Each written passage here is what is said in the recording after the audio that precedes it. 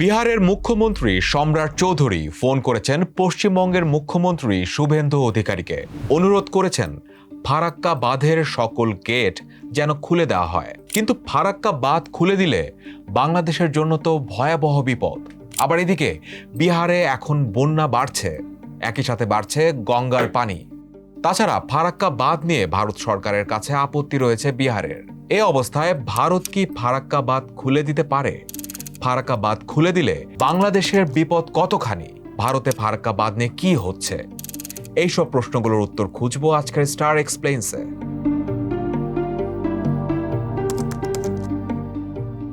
বিহারে এই মুহূর্তে চলছে বন্যা। পাটনা সহ বিভিন্ন এলাকার বন্যার পানি বিপদ সীমার উপর দিয়ে বইছে।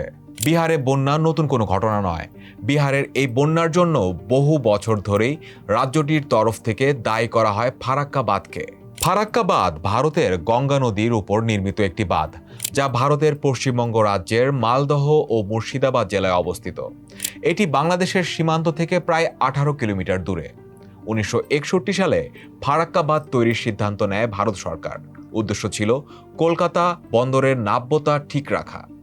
কিন্তু এর ফলে বড় ধরনের ক্ষতি হয়েছে বাংলাদেশের। ফারাক্কা পয়েন্টে গঙ্গার পানি সরিয়ে নেওয়ার কারণে গত 5 দশকে বাংলাদেশের পদ্মায় চর জেগেছে। শুকিয়ে মরে গেছে পদ্মার উৎস থেকে সৃষ্ট বেশ কিছু নদ নদী। কিন্তু আবার যখনই ভারত এই বাঁধ খুলে দেয়, তখন বাংলাদেশের বহু এলাকা চলে যায় পানির নিচে। ফারাক্কা বাঁধ নিয়ে বিহারের বড় ধরনের আপত্তি অনেক আগে থেকেই। বিহারের যুক্তি, ব্যারেজের কারণে নদীর স্বাভাবিক প্রবাহ ও পানি নিষ্কাশনের উপর প্রভাব পড়ে। ফলে উজানে, বিশেষ করে বিহারে পানি জমে বন্যার পরিস্থিতি আরও খারাপ হয়। পলি জমার বিষয়টি নিয়েও বিহারের অভিযোগ রয়েছে। পলি জমলে নদীর তলদেশ উঁচু হয় এবং একই পরিমাণ পানি প্রবাহিত করার জন্য নদীর জায়গা কমে যায়। ফলাফল বন্যা হয়। বিহারে যখন এই বন্যা চলছে, তখন পশ্চিমবঙ্গের মুখ্যমন্ত্রী শুভেন্দু অধিকারীর কাছে বিহারের মুখ্যমন্ত্রী সম্রাট চৌধুরীর এই ফোন কলটি যায়। এর তথ্য তিনি নিজেই নিশ্চিত করেছেন এক্সে পোস্টের মাধ্যমে। সম্রাট চৌধুরী ফারাক্কার সব গেট খুলে দিতে বলেছেন। তার মতে, বাঁধ খুলে দিলে পানি বের হয়ে যাবে এবং বিহারের বন্যা পরিস্থিতি ঠিক হয়ে যাবে। সম্রাটের দাবি, মুখ্যমন্ত্রী শুভেন্দু তাকে আশ্বাস দিয়েছিলেন যে বিষয়টি নিয়ে অবিলম্বে ব্যবস্থা নেওয়া হবে। পশ্চিমবঙ্গের মুখ্যমন্ত্রী বা ভারত সরকারের তরফ থেকে এখনো বাঁধ খুলে দেওয়ার বিষয়ে কোনো মন্তব্য আসেনি। কিন্তু বাঁধ দিয়ে পানি বের হয়ে যাবেটা কোথায়? উত্তরটা বেশ সহজ। পানি আসবে বাঁধ থেকে মাত্র 18 কিলোমিটার দূরে বাংলাদেশে। ফারাক্কা বাঁধ নিয়ে কিন্তু ভারতের ভেতরেও বেশ আলোচনা হচ্ছে।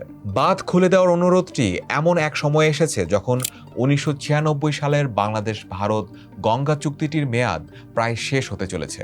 চুক্তিটি তার 30 বছরের মেয়াদ পূর্ণ করবে চলতি বছরের ডিসেম্বরে। বিহারের জনতা দল এর কার্যনির্বাহী সভাপতি এবং রাজ্যসভার সদস্য সঞ্জয় ঝা যুক্তি দিয়েছেন যে চুক্তিটিকে তার বর্তমান রূপে নবায়ন করা উচিত নয়। 1996 সালে চুক্তিটি নিয়ে আলোচনার সময় বিহারের স্বার্থ যথাযথভাবে বিবেচনা করা হয়নি। বিহারের উদ্বেগ নয়াদিল্লি পর্যন্ত পৌঁছেছে।